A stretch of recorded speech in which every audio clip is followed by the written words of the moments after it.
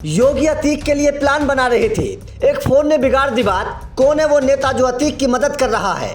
उमेश पाल की हत्या से पहले अतीक ने लगाया था बड़ा दिमाग। 1 महीने पहले कर ली थी इस नेता से सेटिंग, बच गई योगी से जान। योगी का सारा प्लान कैसे हो गया बेकार? कौन निकला अतीक का यार? अब योगी को है अगले मौके का इंतजार। अतीक अहमद को लेकर पूरा प्लान तैयार था। अतीक के खात्मे का खाका भी तैयार हो गया था। अफसर भी लगा दिए गए थे। सभी को उनकी जिम्मेदारियां सौंप दी गई थी। गाड़ी पलटने ही वाली थी कि योगी के पास एक फोन आया कि अतीक को कुछ नहीं होना चाहिए। इस मैसेज के बाद पूरा खेल बदल गया। योगी का गुस्सा ठंडा हो गया और अतीक के केस की चर्चा होनी बंद हो गई।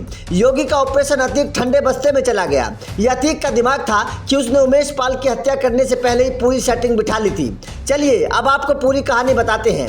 अतीक के इस पूरे खेल को समझने के लिए 3 बातों को समझना होगा। नंबर 1, अतीक को पता था कि योगी उसके पीछे पिछले कई सालों से पड़ रहे हैं, फिर भी उसने उमेश पाल की हत्या क्यों की? नंबर 2, योगी राज में भी अतीक ने बीजेपी नेता की हत्या करने की हिम्मत किस नेता के दम पर दिखाई?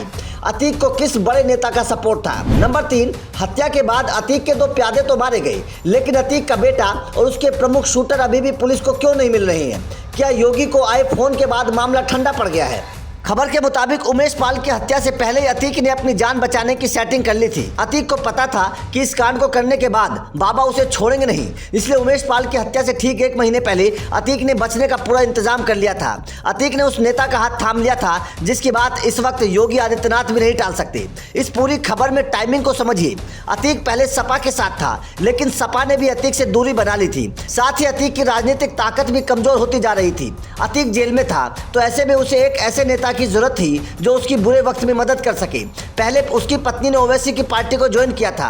खबर थी कि अतीक की पत्नी ओवैसी की पार्टी से चुनाव लड़ेंगी, लेकिन अतीक को ओवैसी से कोई फायदा नहीं था। इसलिए उमेश पाल की हत्या करने से ठीक 1 महीने पहले अतीक की पत्नी ने बसपा को ज्वाइन कर लिया। राजनीतिक पंडितों का मानना है कि अतीक को पता था कि अगर उसने यूपी में कुछ किया तो बसपा पार्टी उसे बचा सकती है, और वही होता नजर आ रहा है। उमेश पाल के मर्डर के बाद मायावती ने साफ तौर पर कह दिया था कि वो अतीक की पत्नी को पार्टी से नहीं निकालेंगी। माना जा रहा है कि 2024 लोकसभा चुनाव से पहले मायावती अतीक पर कोई कार्रवाई करके मुसलमानों के साथ कोई रिस्क नहीं लेना चाहती। अतीक पर भी कोई कदम उठाना मायावती को भारी पड़ सकता है।